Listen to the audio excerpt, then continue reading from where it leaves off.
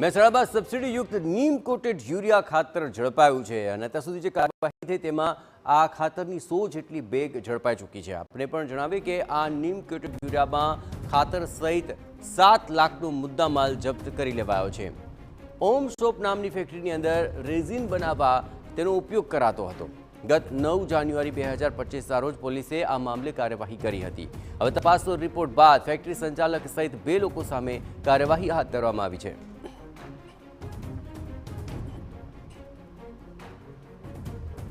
ગત 9મી જાન્યુઆરી 2025ના રોજ આ સમગ્ર મામલો સામે આવ્યો અને સબસિડીયુક્ત નીમ કોટેડ યુરિયાની 100 જેટલી બેગ ઝડપી લેવામાં આવી છે।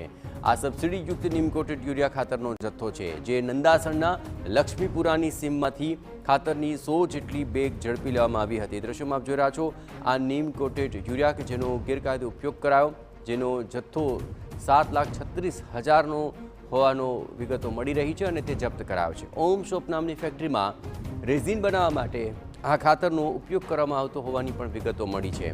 આ ઉપરાંત આ સમગ્ર મામલે જે ગત 9મી જાન્યુઆરીએ પોલીસે કાર્યવાહી કરી હતી અને તપાસના રિપોર્ટ બાદ ફેક્ટરી સંચાલક સહિત 2 લોકો સામે કાર્યવાહી હાથ ધરાઈ છે। વધુ વિગતે વાત કરવા જોડાઈ રહ્યા છે ટીવી 9 સંવાદદાતા મનીષ મિસ્ત્રી। મનીષ, આ સમગ્ર મામલે શું કાર્યવાહી?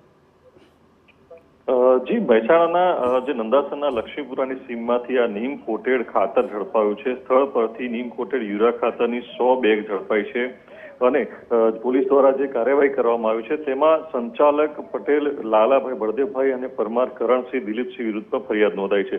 ઉલ્લેખનીય છે કે નંદાસણ આસપાસ આવી કેટલીક ફેક્ટરીઓ ધમધમતી હોય છે, એમાં અગાઉ પણ કાર્યવાહી કરવામાં આવી છે જેમાં ગેરકાયદેસર રીતે સરકારી નીમ કોટેડ યુરિયા ખાતરનો ઉપયોગ કરાતા હોય છે અને કેટલીક સનમાઇકાની ફેક્ટરીઓમાં પણ આ પ્રકારનું ખાતર જતું હોવાની માહિતીઓ મળતી હોય છે અને જેના કારણે ખૂબ ઓછી કાર્યવાહી આ પ્રકારે થાય છે અને સરકારી ખાતર કે જે બારોબાર થતું હોય છે એના પર પોલીસે પણ કાર્યવાહી કરવી જોઈએ તે જરૂરી બન્યું છે।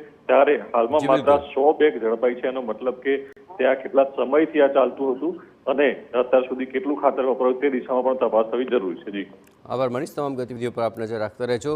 આખરે આ પ્રકારે કારસ્તાન કેટલા વખતથી ચાલતું હતું અને કેટલો આ ખાતરનો જથ્થો સગે વગે થયો તે દિશામાં પણ તપાસ કરવી જરૂરી છે।